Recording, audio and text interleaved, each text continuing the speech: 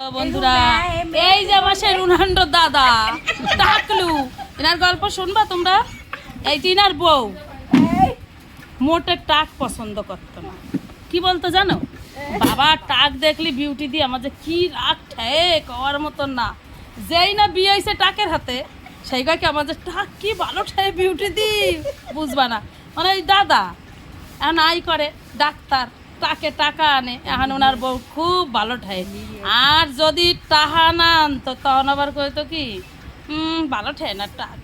এই জন্যে কই বন্ধুরা তোমরা কেউ কিছু মনে করো না, আর বান্ধবীকে কই এরকম টাক দেহে বিয়ে করবা, টাহে টাকা আনবে।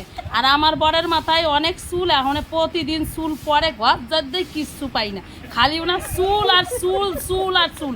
আমি কই কি পর যত পারিস পর, পড়তে পড়তে যদি টাকটা পড়ে যায় তাই আমার টাকা আসবে, আমার কোনো টেনশন নাই। এ কইছে কি তুমি একদিন চুলটা ফেলাও, ফেলা না প্রতিদিন ঝাড় দেই আর চুল পরে। আমি যে কি খুশি বন্ধুরা, প্রতিদিন চুল পরে বললে কবে যে যন্ত্রদার মতো একটু টাক হবে। হ্যাঁ, আর এনার বউ কি খুশি টাক হয়েছে বলেই দাও দাও দেখো বন্ধুরা কি হাসি, দেখো কি হাসি। আর কি কব, শুনছি যে এর জন্য টাকা পাবে, এই যে আমরা লক্ষ্মী ভান্ডার পাই, সব কিছু পাই, কন্যাশ্রী যুবশ্রী টাকেশ্রী। ওই জন্য কই সবাই এই টাক দেখে বিয়ে করো, ঠিক আছে।